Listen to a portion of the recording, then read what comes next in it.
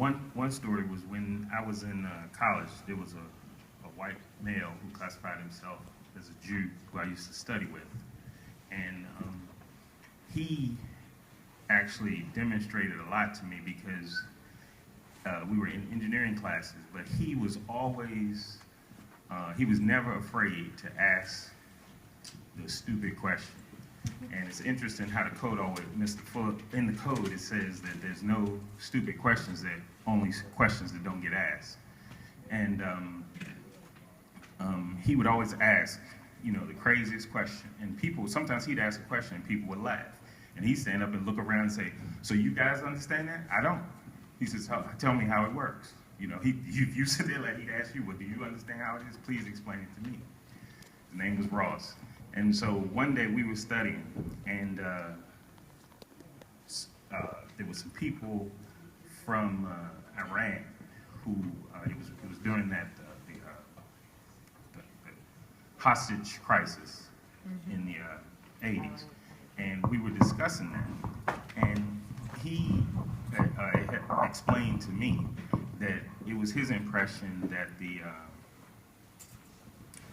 the Arabs were intent upon eliminating all white people.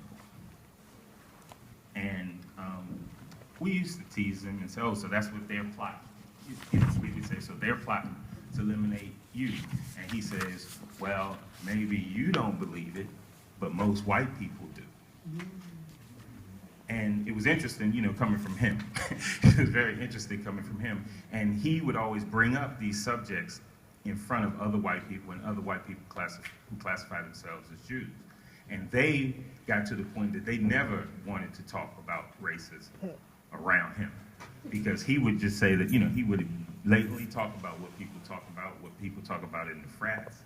He would just, you know, talk about it. That's one example that I wanted to bring forward. And then also to see how it goes with black people. I think I've told this story at the Institute before, but I actually encountered, I was took my son to a Cub Scout event, and there was an older gentleman there who was a contemporary of Dr. Welsing. He said he went to medical school with Dr. Welsing. And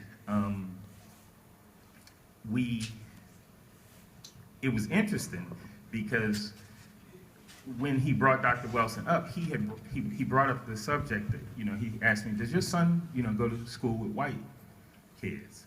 And I said, yeah, there are a few, not many. His school's mostly black. But I said, he used to go to a school that was mostly white.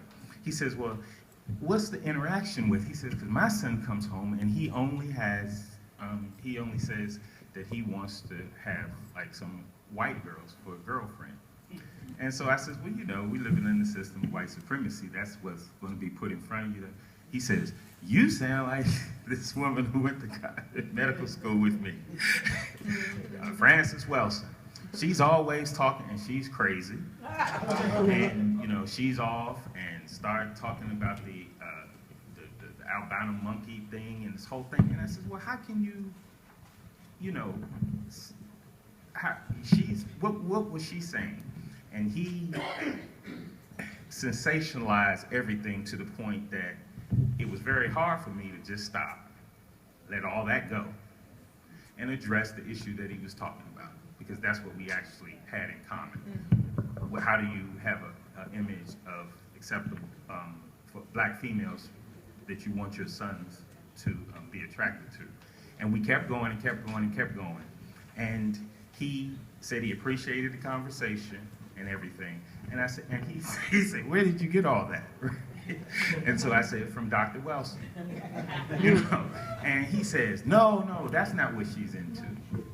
And we got to talk, and he talked about the whole concept that when you were in medical school, that apparently, you know, you were chastised, and he was concerned about being accepted.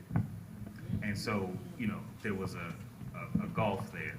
But I just wanted to address that, as Dr. Welsing says, it's just simply each one talking to another person. And just like the electric slide, once you get reach, you know, no one worries about, you know, how many people we have to teach it to before it gets to California. It'll be there in a couple weeks, you know. And there's some people who choose not to, you know, that's silly. I want to do this thing. The next thing you know, they'll be doing it once a critical mass of people